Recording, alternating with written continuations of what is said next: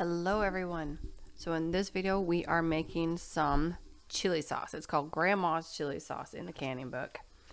Now for everyone who keeps asking me, buy a canning book. Seriously, like that's where you're gonna be getting everything.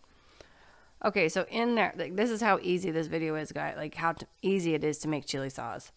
I've got tomatoes, peppers, lots of peppers. I have some chili peppers in there. I have jalapenos in there. Sorry, just for the added kick. In there, that's what I have in mine. And I've also got vinegar, brown sugar, cloves, celery seed, mustard seeds, and salt. That's all it's in there. Now here I'm making the spice combo that needs to go in there. That makes it just, oh my gosh, your house smells so good, and your neighbors are saying that everything coming from your house smells amazing. We are adding a teaspoon of allspice, a teaspoon of mace, all these are ground by the way, a teaspoon of cinnamon, and a quarter teaspoon of ground cloves. That is it. That's all it goes in there. And then again, you just keep cooking it down until it has reached the point that you want it. I like mine thick, but also on the little bit of the thin side. So I kind of tend to go between where a lot of people have it. And I also cut back on the sugar. It says to add a cup of sugar. I typically add about half a cup of sugar. I don't like it overly sweet to the point where it hurts my teeth. If I want to have a dessert, I'll have a dessert. For me, chili sauce is something that I put on my baked potatoes. I put on boiled potatoes. What else have I had it on? In chili. Yummy. You know, like whatever you want to put it on. Possibilities are endless. But seriously, baked potato, chili sauce, avocados with just a little bit of sour cream.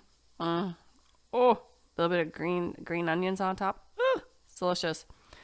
All right, so you can see here it is cooking.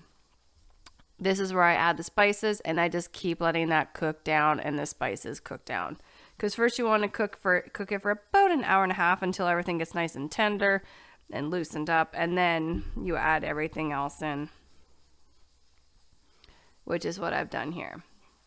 And then again, I think I always let mine cook for at least 2 hours by the time it gets to the consistency I want. And yes, I can everything in 2.5, we call them 250 jars. They're jelly jars for you guys. Now I give this a inch headspace. I do believe the book says to give it half an inch. Yeah, half an inch. I've always given chili sauce an inch headspace. I'm not sure why. Anytime I do the half an inch, it really makes a mess in the canner. And I'm not over processing, and I'm not doing any of that stuff. I don't know why it does it. It's just I go with what works for me.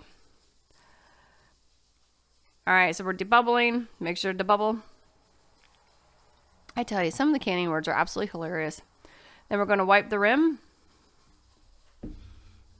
Wipey, wipey. Half and half. Now that I've noticed that, I'm always going to notice it.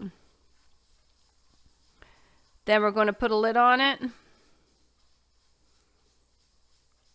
And I do have my water bath canner ready because I pulled these jars out. You know how the drill. And then we put rings on it. And then it goes into hot. And then it goes into the canner for 20 minutes. That's how quick and easy this is, guys. And I got, there we go, 9 jars of chili sauce. So hope you guys enjoyed the video, and I'll talk to you again really soon.